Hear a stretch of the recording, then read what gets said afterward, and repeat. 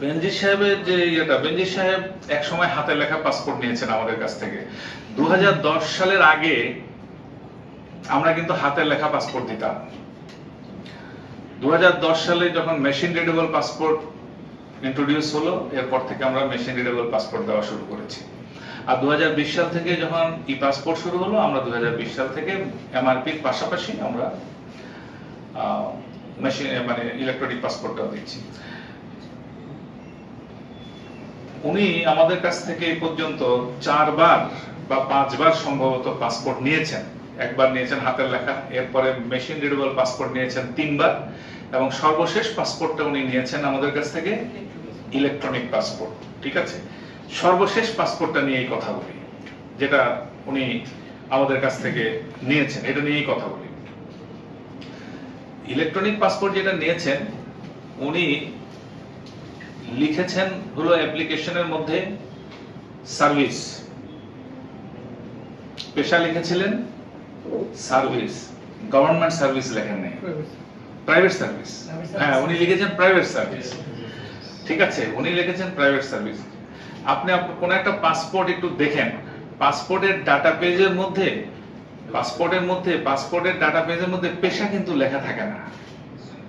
আপনি যে পাসপোর্টটা উল্টাবেন, দেখবেন যে আপনার পাসপোর্টের মধ্যে পেশা লেখা থাকে না। এটা থাকে কোথায়? কম্পিউটারের ভিতরে আমাদের কাছে এটা ওই ফর্মের মধ্যে লেখা আছে। তার ফর্ম, ওই ফর্মটা যখন আমরা নিয়ে যখন আমরা অনলাইনে এটাকে যখন আপলোড করে রেখেছি, ওটার মধ্যে লেখা আছে যে সেটা ছিল অ্যাকচুয়ালি তার অ্যাপ্লিকেশনটা ছিল প্রাইভেট। আমার কথা বুঝতে পেরেছেন?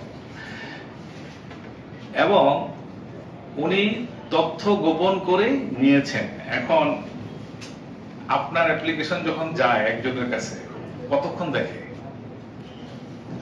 আপনি যে অ্যাপ্লিকেশনটা ফিল আপ করেছেন মনে করেন 2 ঘন্টা ধরে, সেই অ্যাপ্লিকেশনটা মানুষ যখন আবার মানে ইন্টারভিউয়ার যখন আপনার কাছে আসে অ্যাপ্লিকেশনের কপি, তখন সে পাতা উল্টে কতক্ষণ দেখে?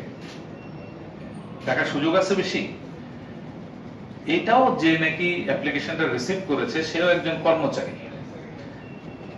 সে এটা কি আইজিপি নাকি এটা কোন ব্যক্তির, সে হয়তো দেখে নাই।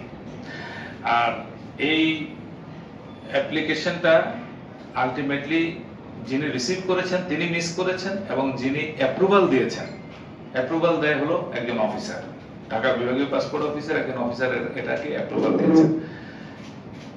এটা তার বিরুদ্ধেও ব্যবস্থা নেওয়ার জন্য আমরা অলরেডি তদন্ত করেছি।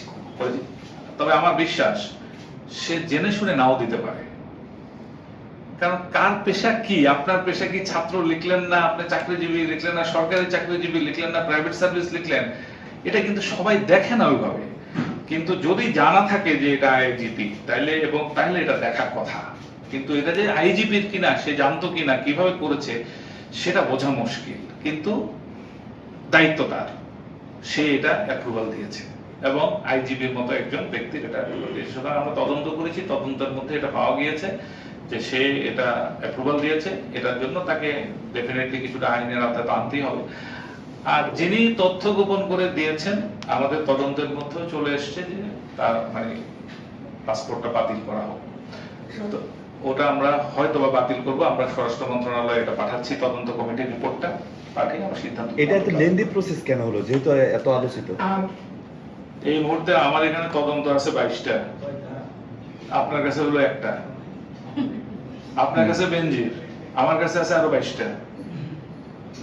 তো আমাকে একটু সময় দিতে হবে, এবং এটা তাড়াহুড়া করার কোনো কিছু নাই। ঠিক আছে, এটা অবশ্যই করা যাবে।